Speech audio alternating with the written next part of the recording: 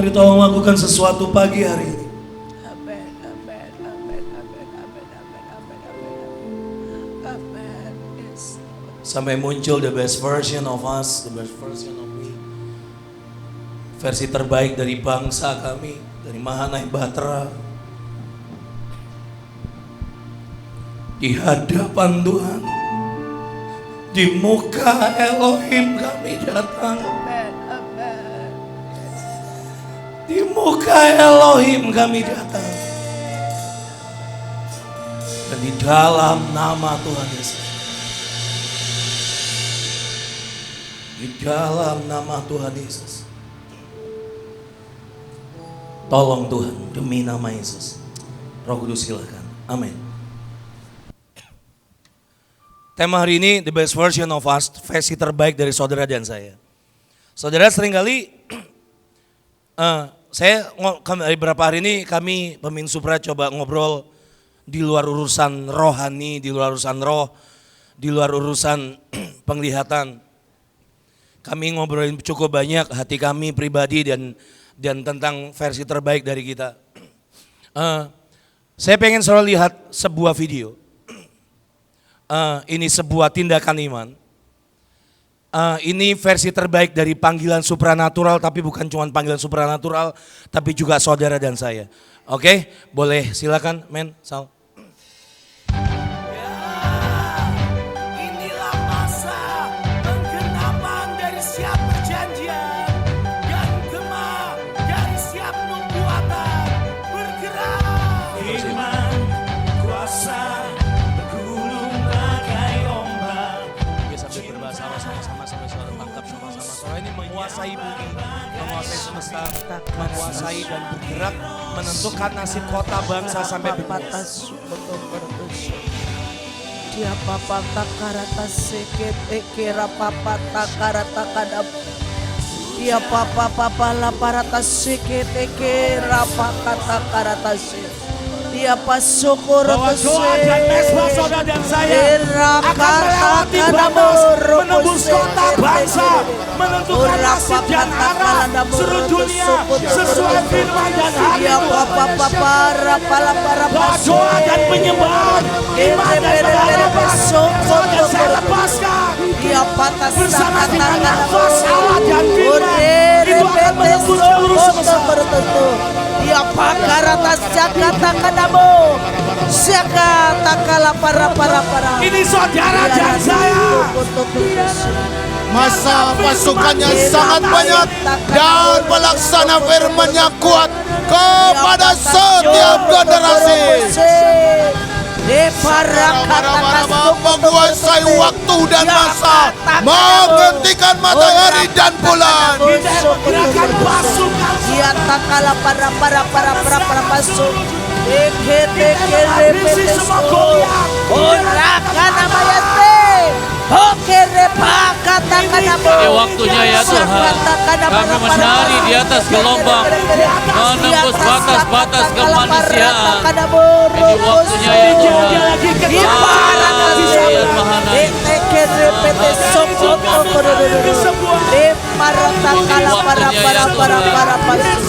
Mujizat terjadi, kesembuhan dinyatakan, rumah sakit kosong di dalam nama Tuhan.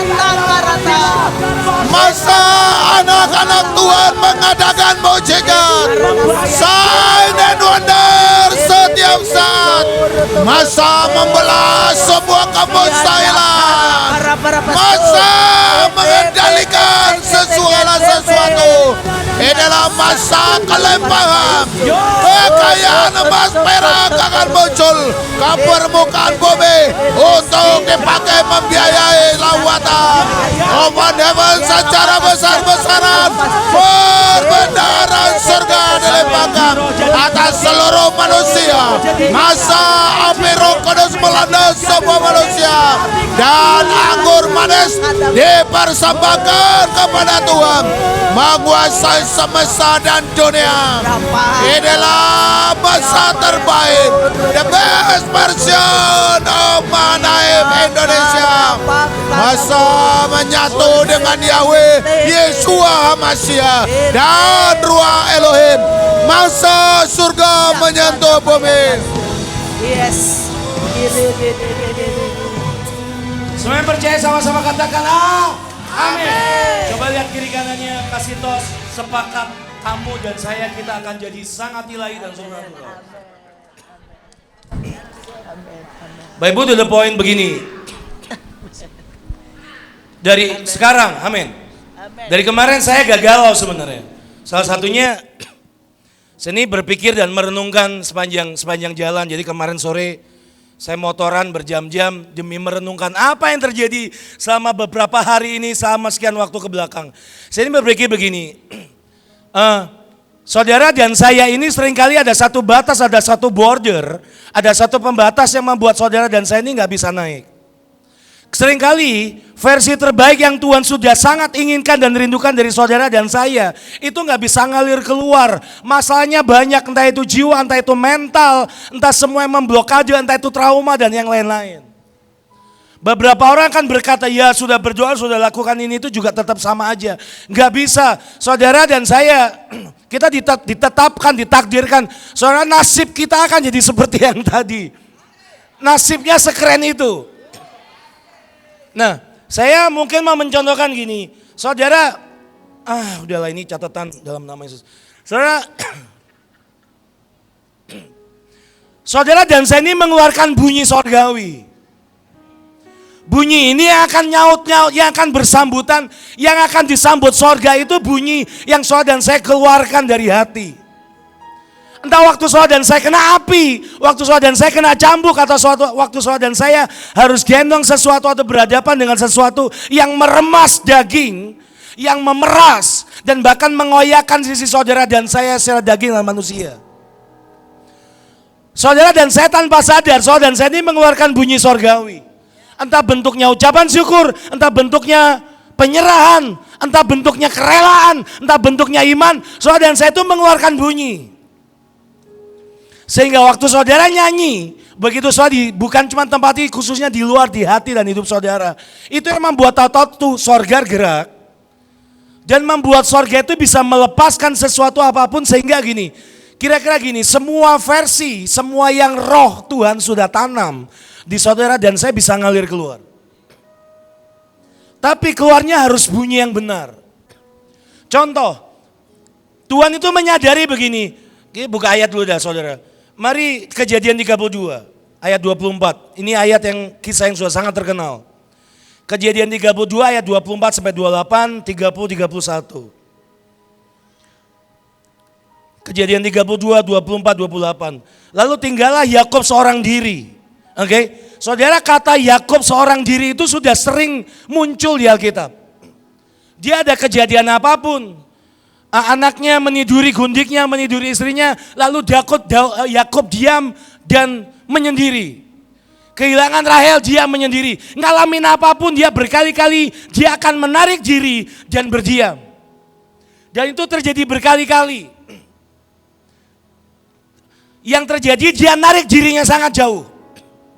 Entah dengan rasa bersalah, ketakutan atau apapun. Nah, hari itu yang terjadi, dia menyeberangkan anak-anaknya dan harta bendanya, keluarganya untuk ketemu Esau.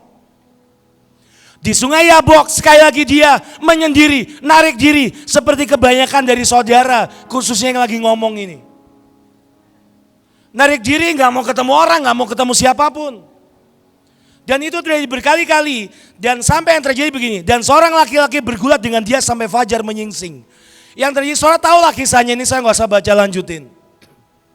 Yakub itu menyadari di dirinya dia dipanggil gak jadi Yakub. Yakub ini menyadari di hati dan batinnya dia tidak dipanggil untuk jadi Yakub.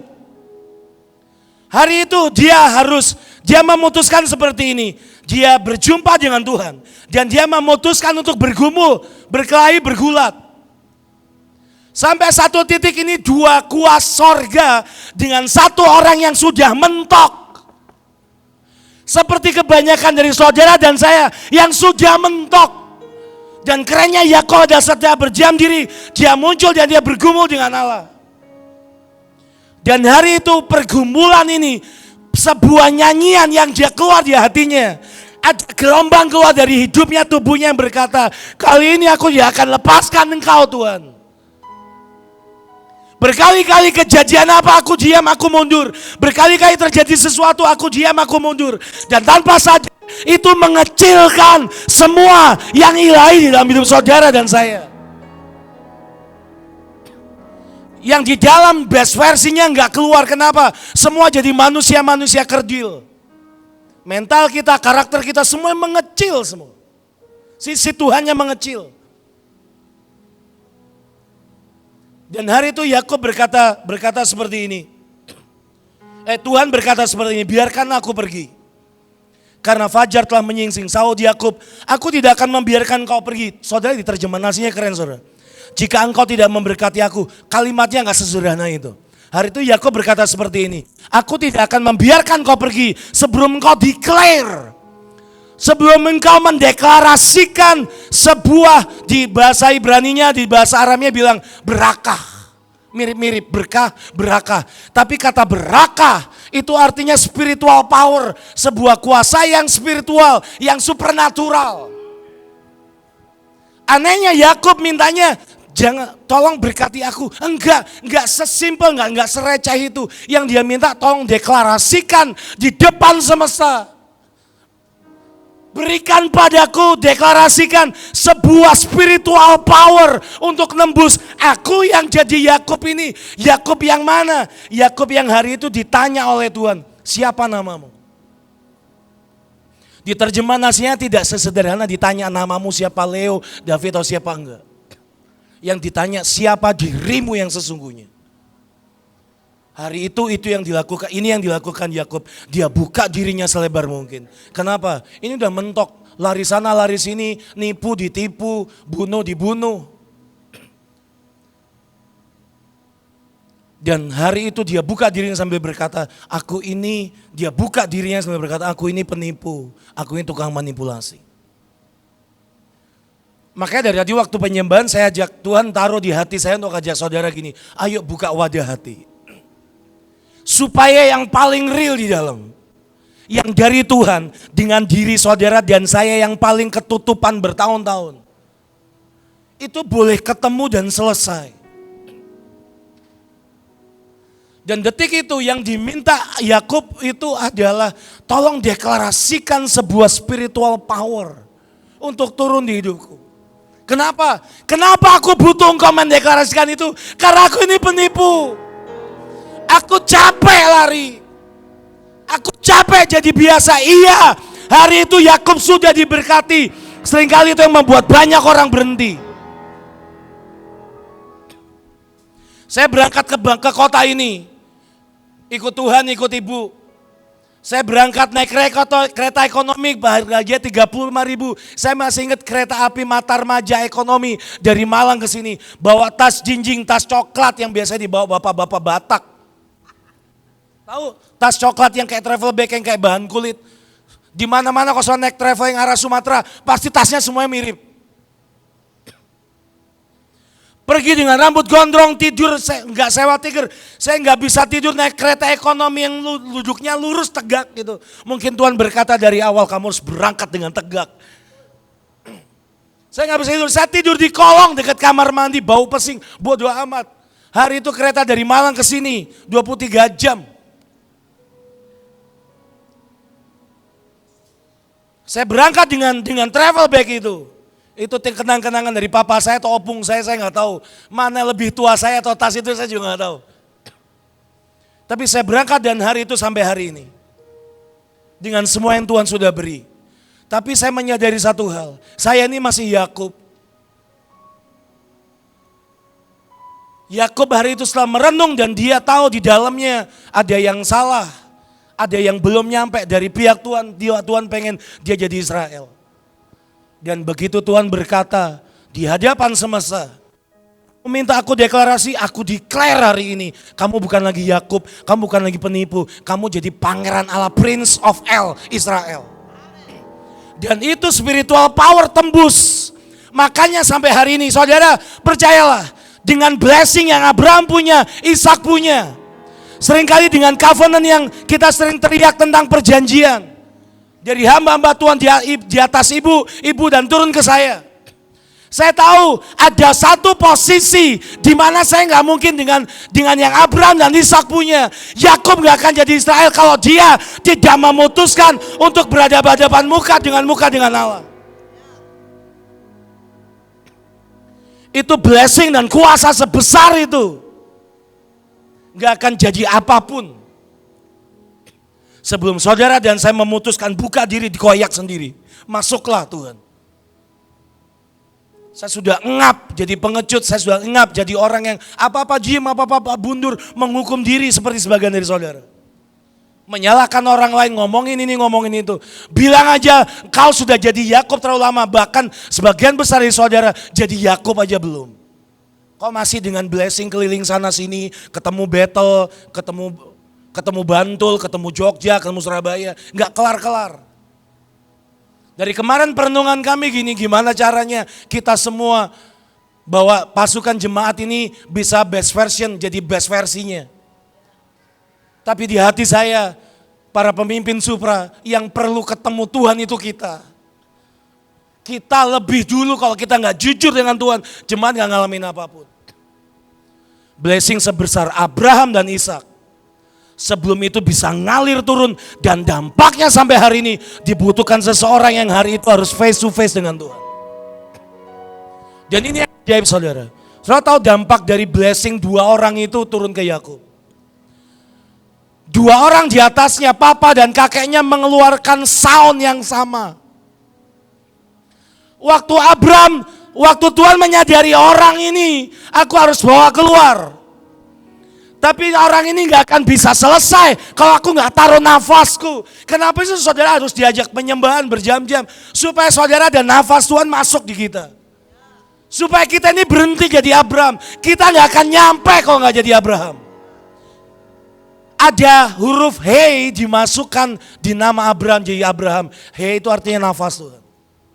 Dan dua orang ini, kakek dan bapak ini, papa dan kakeknya Ishak, papa dan kakeknya Yakub ini, papa dan kakeknya Israel ini, mereka mengeluarkan bunyi yang sama, bunyinya mesbah. Mesbah pertama yang sampai hari ini disebut sebagai penyembahan. Pertama kali Alkitab tulis disebut sebagai worship. Itu yang Abraham taruh waktu dia taruh Ishak. Tapi Ishak juga punya mesbah. Dengan tidak mempertanyakan apa yang papaknya kerjakan. Sepanjang perjalanan naik ke Moria. Di detik-detik penentuan jam-jam terakhir, Pak, mana kambing dombanya? Yang kita mau persembahkan mana? Berkali-kali dia tanya itu. Sampai anak yang umur 38 tahun yang sudah bukan anak-anak lagi. Pertanyaan terakhir di puncak Moria. Pak, dombanya mana? Kayu udah, pedang ada, api kita tinggal buat. Dan hari itu Abraham tunjuk, Tuhan minta kamu.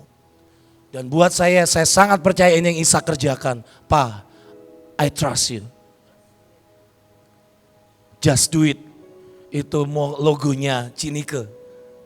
Bukan logo, itu tagline hidupnya Cinike. Just do it. Best versi itu sesederhana begini. Saya ini pede Bu ngomong ini Bu. Menurut saya ada satu calling baru yang Tuhan tambahkan hidup saya. Yaitu selain jadi Daud, jadi Daniel. Sebuah penyembahan tapi juga sebuah mesbah yang menentukan akhir zaman yang bisa ngunci pintu-pintu dan portal-portal sorgawi.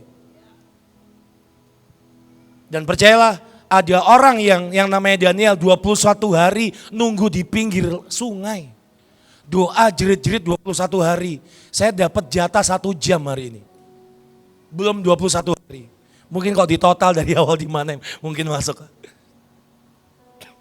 Tapi ada orang begini, soalnya the best version jadi supranatural sesederhana Cinike. Saya sedang mengagumi orang ini. Ini orang baik. Di tempat saya, di tempat ini banyak orang ajaib, peka dan luar biasa. Tapi saya mau bilang di hadapan Tuhan tanpa politik, tanpa manis-manisan kayak tukang kecap. Menurut saya kalau urusan pesawat gak dikasih beliau. Maju paling depan. Saudara bayangin, beliau ini cuman maju dengan perintah ngikutin di sini. Beliau ini maju masukin beberapa kejadian sekian waktu proyek-proyek besar kita. Menurut saya kalau ibu kasih itu ke saya atau ke orang lain, kita akan banyak, bu menurut saya begini, bu menurut saya begini. Dan itu akan jadi benturan yang gak akan selesai-selesai. Menurut saya lebih baik pesawatnya begini, bu. Oh gimana kalau kita ini, gimana kalau itu. Tapi yang saya tahu dari seorang ibu nikah yang namanya Just Do It ini, yuk kerjain aja. Dia itu pergi dengan mata ibu dan pergi dengan hati ibu. Dan gak ada komentar sama sekali. Oh iya bu, iya baik bu. Coba ibu nanya saya, coba cari pesawat itu. Yang ada saya akan pergi ke Morotai cari bangkai pesawat, ya berenang. Tapi itu best versinya dengan mulai berkata iya. Sesederhana berkata iya, tahu-tahu jalan dan pesawatnya terbuka. Soalnya itu bayangin seperti hambanya Elia waktu di puncak gunung apa itu. Tolong lihat ke laut. Lihat ke laut. Dan hari itu dari gunung itu untuk saudara bisa lihat ke laut. Itu kayak jaraknya jauh. Dan dia 7 kali bolak-balik tanpa komplain, tanpa ngomong apapun. Oh enggak ada. Enggak ada bu. Oke pergi lagi. Pergi. Lari dulu naik turun bukit. Baik lagi supaya dia bisa lihat ada nggak tanda yang muncul dari laut. 2 kali, 3 kali, 4 kali. Iya bu, iya baik bu, iya bu. Nggak ada bu. Begitu ke-7. Saudara saya pengen saudara mengerti begini. Waktu saudara pergi dengan mata Tuhan. Waktu saudara dan saya pergi dengan hati Tuhan. Awan sebesar telapak tangan saudara akan melihatnya bukan sebagai wah. Ada nih tanda tapi cuma sebesar telapak tangan bu. Enggak. Respon hamba itu dia berkata, wah aku melihat sebuah awan muncul dari laut. Sebesar telapak tangan. Ini awal sesuatu yang sangat besar. Itu kalau orang lihat dengan mata dan hati tuannya. Saya nggak bisa membayangkan kalau itu orang lain itu saya. Saya boleh minta Cinika, saya boleh minta Bang Simon, Bu Puji, bolehkah maju ke depan? Sekalian bawa mic bang. Kita nggak akan lama-lama beberapa menit terakhir ini. Setelah di ujung itu ada Pakasan. Saya masih ingat dulu pakai pick up apa ya pak? Scary ya?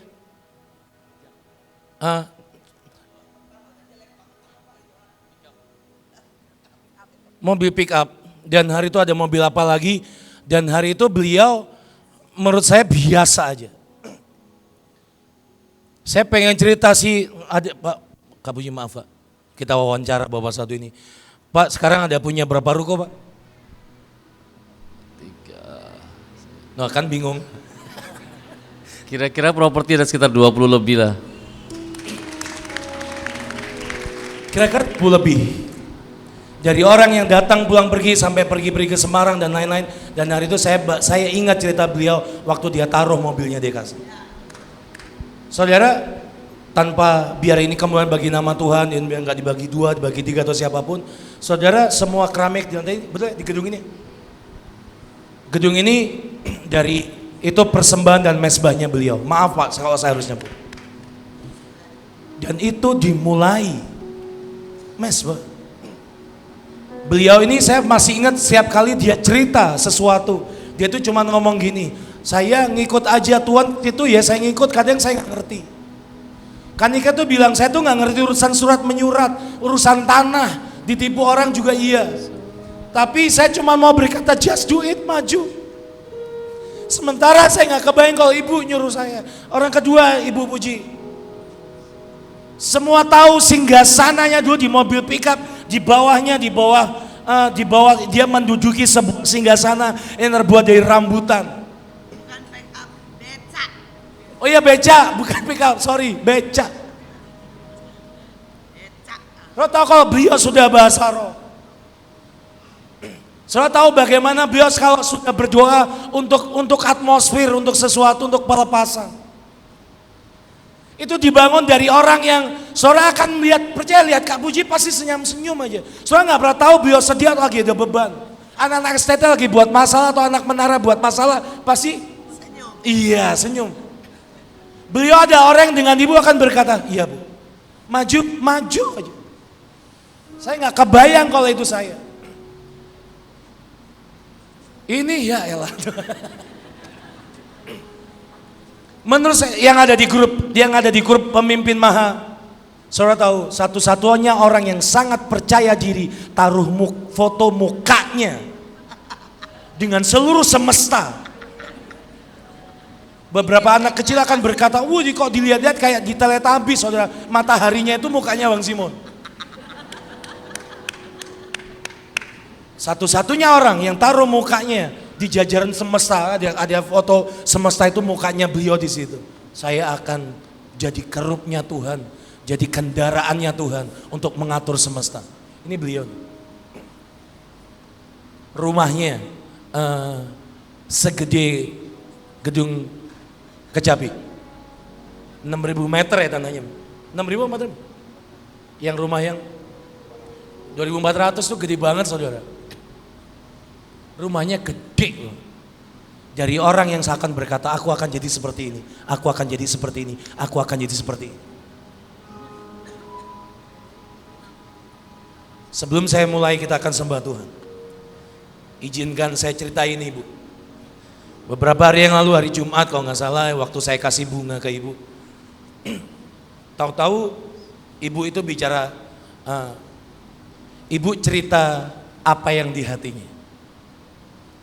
Sebuah kegalauan, sebuah kerinduan, dan sebuah desakan. Menurut saya ibu tahu, hari itu saya terlalu pengecut buat nyautin ibu.